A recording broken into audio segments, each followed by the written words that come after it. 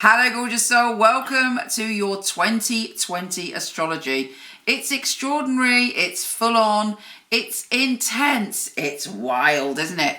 Yes, it is. We're all going to need a few of them kiki licks to survive this year. But seriously, it has a whole host of potential. We all have drive. We all have vim and vigor to make things happen. It's very, very energetic and full on. For instance, we have Jupiter and Pluto joining forces. I mean, that is a lot to get our head around, you know. There's optimism in transformation. Of course, at the beginning of the year, we had that Saturn and Pluto conjunction. There is a lot of intensity. How are you going to use that intensity? How can you use your drive and your force of will to help transform your life with love and abundance? And P.S., I'm going to do it slightly differently for the yearly. I really want you to feel the energy and to just relax into the magic of what's coming up. So I'm going to do this. This video is going to be Kathy's amazing nature waves, just to fully be able to meditate and focus. And hopefully you might watch it a couple of times as the year goes on to see what's coming up for you. It really is an extraordinary year. Here's your yearly astrology.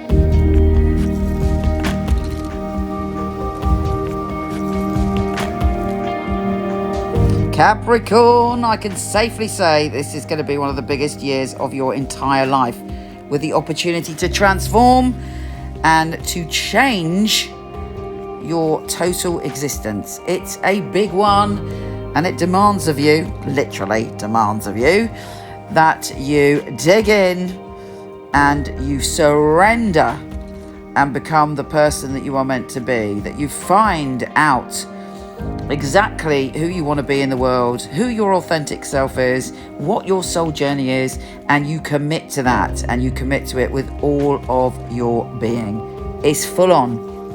The good news is, though, that Saturn is leaving your sign this year. Firstly, it leaves for a few months, and then it finally leaves in December. So that gives you a lot more freedom, the freedom to... Well, you've come through a long journey where you've been finding yourself, but that's the least of the issues that are coming up for you this year. And it all kicks off right at the get-go around the 12th and 13th, when Saturn and Pluto are joining forces in your sign. So you've still obviously got to work with that Saturn energy, and it's like the big crescendo of what's been going on for you for a few years. So Saturn, which is all about responsibility, and Pluto, which is all about transformation and change, are coming together and joining forces with this very, very powerful energy. Now, the good news is Jupiter, the planet of good fortune, is also in your sign. So I truly believe whatever happens this year is for your greater good and could bring magnificence and wonder into your life. But you've got to do the work, and you've got to face the truth. You can't ignore things. You can't turn away from things. You can't be lazy. You can't stick with something that isn't working. You know, if something's not working, believe me, it will be cleared out of your life this year, one way or the other. And it's much better if you take control of that situation, and that you facilitate that, and you open up to it, and you embrace it. Now, Mercury and the Sun are giving a helping hand on the 12th and 13th, so that you're feeling quite optimistic about the changes you make, and whatever intensity happens, you're like, okay, and you're ready. There's a certain slight optimism, or possibly even a lot of optimism within you for this year. And even though it's rugged and intense, you're able to handle it. Also, on the 16th of February, Mars goes into your sign. I mean, you are a soul warrior. You know, you have the passion, you have the tenacity of spirit to keep going and get what you want. May not be what you think you want, but it's likely to be beyond your dreams if you do the work. But there are some kind of, I mean, it can manifest in many ways, but it's life-changing what goes on for you this year.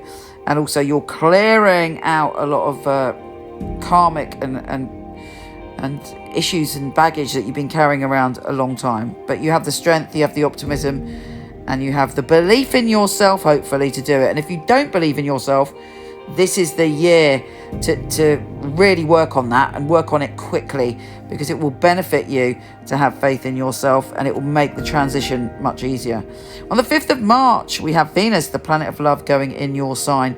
Again, optimism, feeling excited, feeling creative, and, opening up to love and pleasure, and actually making a commitment to yourself for pleasure. There could be an unexpected love or creativity experience around the 9th of March. And then when Mars and Jupiter get together in your sign on the 19th of March, UK time, you're like, wow, anything is possible. In fact, the only thing to watch out for is over-enthusiasm or overconfidence. But that is a feel-good time for you, March. And then Saturn leaves your sign on the 22nd of March. It does come back in, but it leaves your sign on the 22nd of March, 21st of March. And it's like a weight is lifted. And now it's time to get stuck in to do what you want to do. Now, do be cautious on the same day, though, because there is a Mars and Pluto conjunction that brings about great intensity, but it can bring up extreme anger, or extreme doing something in anger, changing something.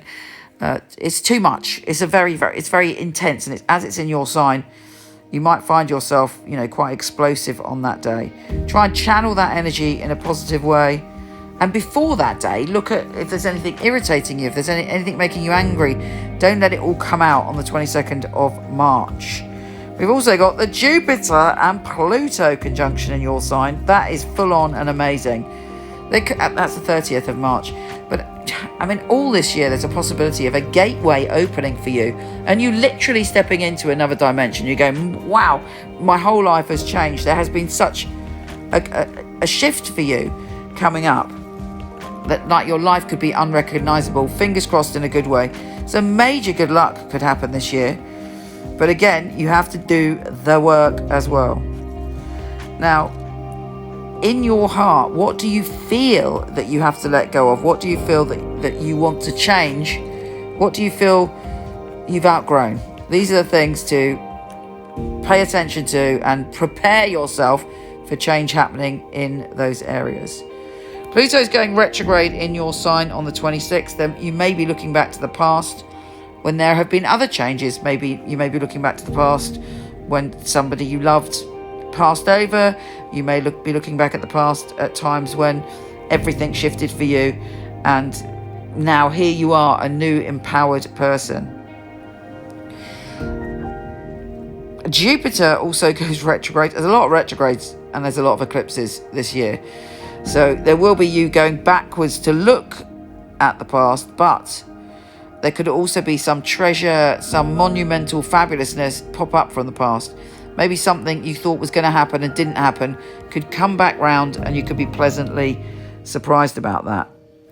Mercury goes retrograde in your relationship zone around the 18th of June.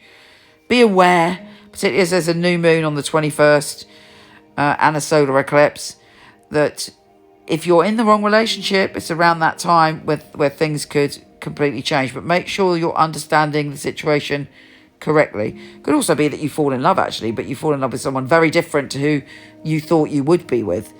It's deep, it's profound, it's intense, and it's about you being authentic.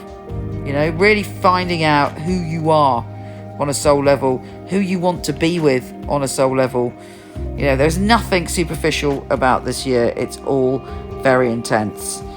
Pluto and Jupiter conjunct again, but there is a retrograde connected to that on the 30th of June.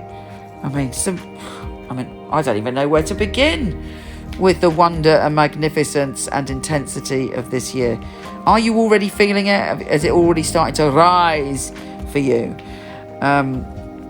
Then retrograde Saturn, who's left your sign, comes back into your sign in July. And you're like, right, okay.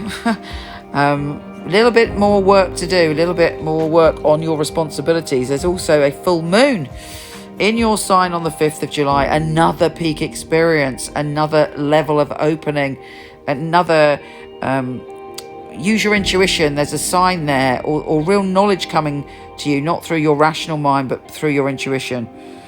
The new moon on the 20th of July is opening you up to new experiences when it comes to your relationships, and opening you up to feeling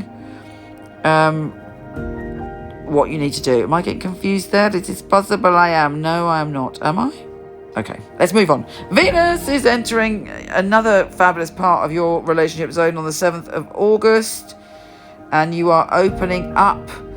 Again, I mean, relationships, I think, are very important to you, particularly later on in the year. And there will be shifts and turns and decisions. And you'll find by the end of the year that you're where you want to be, or you'll certainly be where you should be. And you're letting go of anything that is not right for you, and particularly any relationship patterns that are not right for you.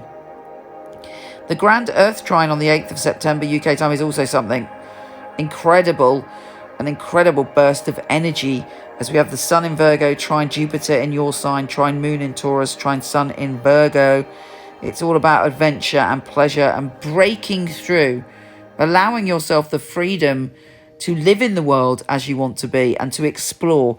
And you're definitely going to be experiencing things you've never experienced before this year. Jupiter goes direct on the 13th of September, bringing some good luck with them. And you're hopefully, by the time we get to September, so many changes have happened, but you will feel that you've stepped into your power. Pluto goes direct on the 5th of October. So in between that time, obviously, there's some stuff from the past that may come up. Another Jupiter and Pluto conjunction on the 7th of November, or that energy is very close and blasting unexpected and hopefully wondrous things your way. But it basically depends on how comfortable you are with change, because I can guarantee you one thing: life is changing, situations in your life are changing, but should be bringing you rewards and wonder and other experiences that you didn't sort of think were possible. Now the Sun enters Capricorn on the 21st of December, and you're feeling like relief and confidence, and you're a new being. You're a fully fledged magician by then, I hope. Hopefully you've worked with the energy and you're like, right, I know what I'm doing. And by the end of the year, you're a different human. And the following year really brings out all of your unique qualities. But something superb and intense is on its way to you, Capricorn. Take care, gorgeous, and I'll speak to you soon.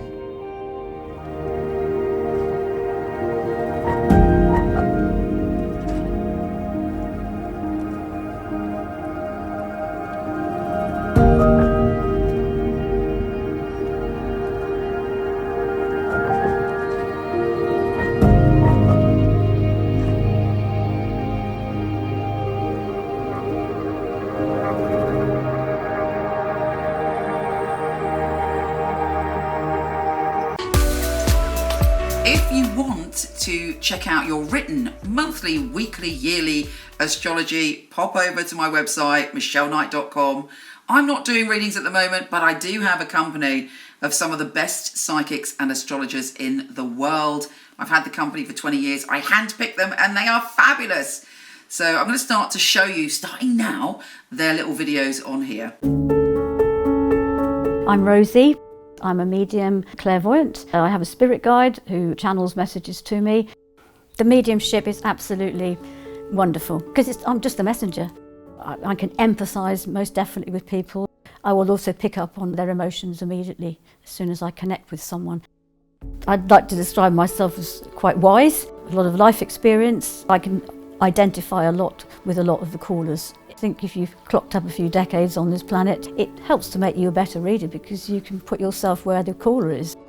I like to really give people something about themselves, potentials in their own lives. Yeah, I like to be able to help people and empower them in some way, give them some answers if I can. I take my job very seriously because it's just people's lives you're dealing with. When somebody says to me, "Thank you, Rosie, I feel so much better talking to you," and I will often feel quite tearful myself, and I think, job done.